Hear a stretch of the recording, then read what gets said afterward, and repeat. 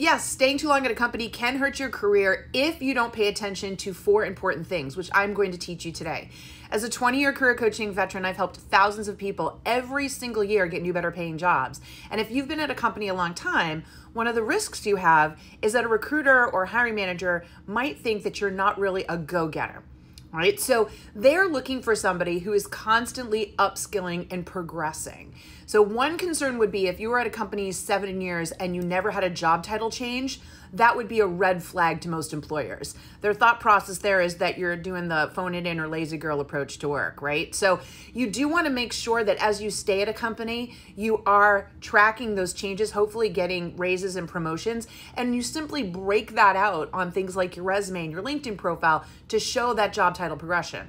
A lot of people don't realize this, but the way your resume is designed should show the job titles bolded. It's less about where you worked and more about what you did and how your skills grew. So that's a really important piece of the puzzle that will help determine whether or not you're somebody they want to consider for the job. Now, as promised, I told you I was going to give you the 4 things to do that if you want to stay at a company long-term, please do these 4 things that will always make you attractive to future employers. So step 1 is to always keep track of your skill growth. When you start at the company, I have all of my clients create a table. And in it, they list all of the things that they are being asked to do in this new job. So all the tasks and requirements. Now, at the 6-month mark, I have them go back and look at that. And guess what happens? We have to add to it. Because you never get hired for a job and they don't ask you to do any extra things. Of course, you're going to have more responsibilities. And this is where you start tracking that.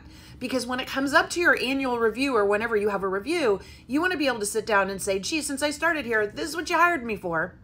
And these are all the additional things you're having me do right now.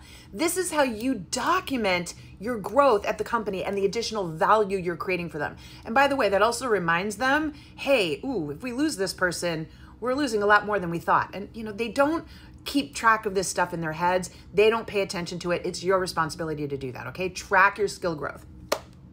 Second thing I want you to do, map your time. So when you look at the skills and tasks that you do, when you have that table, ask yourself on a weekly basis, where's my time going? So allocate your time to all of those job responsibilities. Do I spend 30 minutes here, 2 hours here, and roll it up, in a 40-hour work week or whatever you work, what are the hours and how are they broken down? That is also important for your employer to see because you want to show them how many hours, especially if you're if you're a salaried employee and you're working over 40 hours, you want to make sure they see where that time's being allocated. Because if they come at you and they want to put more on your plate, you are now completely ready to say, well, before you give me more to do, let's look at all I'm doing for you now, and let's look at how my time's being spent. What do we want to take off? So which of these should I start neglecting or give to somebody else so I can do this for you?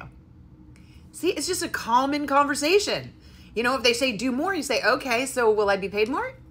And it's all logical. It's such a smart way to just remind them of the hours that you're allocating. But what's also really great about this, and the reason I encourage you to do this at every review with your boss, is you should have a good discussion around what are the high payoff activities? Out of all the things I'm doing right now, what are the most valuable to you right now? Because oftentimes I will see somebody who's been at a company a long time think they're super valuable, but it turns out all the work they're doing is the less valuable stuff, which makes you easier to lay off, easier to fire. So you want to make sure when you're staying at a company that you're actually doing the most relevant and important stuff, which leads to number 3. Always make sure that the work that you're doing saves or makes the company money. And sit down and learn from your boss exactly how the activities you are doing are saving or making the money. Companies are in business to make money. They don't hire you just because they like you. And oftentimes I will see people who are doing tasks that just aren't providing a lot of what they call ROI, return on investment, for the employer. So what that means for you is if you're suddenly doing a whole bunch of busy work and you get laid off and you're so angry and upset, but in reality, it wasn't covering the cost of your salary, that happens way more than people realize. So you have to sit down and make sure, hey, what are the things that I'm doing that are critical to saving or making this company money? And when you start to have that conversation and learn about it, that's how you market your value. That's how you make sure they never want to lose you. Very, very important. Don't get put into a corner or into a job that's a nice to have job that they could lay off in any minute. You've got to make sure you're doing one of those jobs that is paying the bills, okay? And then the last thing I want you to do is really make sure that your job titles do go up in time. So if you've been at a company a couple of years, you've outperformed, you've done all the things I've talked about here today, I need to make sure that you're asking for that title. Like, if you're a manager, can you have senior manager? If you're a director, can you have senior director? You want to see title progression, even if you don't, you're not having people report to you or your responsibilities aren't changing. You do want to make sure that's reflective of the growth that you're doing. The one thing I'll caution you on, though, is don't get too aggressive with the titles. If you're not really a VP level, don't ask for VP. Because later on, when I try to help you get a job someplace else, you're going to be seen as overqualified because you have a VP title. So get title progression, but don't overshoot for titles. It can really hurt you in the long run when you're trying to get a job, okay? All right, did that make sense? The 4 ways you can make sure that if you're staying at a company longer than a year or two, that you are building up your brand correctly so that you can market yourself for other opportunities and keep on growing. Did you find this helpful? If so, what was the most helpful thing? Will you post it in the comments? I'm always looking to understand what you found most valuable. Also, I would be so grateful if you would follow me here and post your questions, because I am trying to help 10 million people on this app get new, better paying jobs, and the only way I can do it is if I can support you. So please tell me what helped and tell me what you want to learn more about.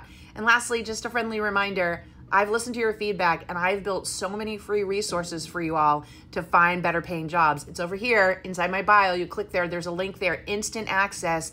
Get things like the Resume LinkedIn Bootcamp, Professional Strengths Assessment Workbook, Breakthrough Your Job Search Burnout Workbook. There's so much good stuff over there, totally free for you so that you can get going on your job search. Okay, my friend? Good luck. Go get them.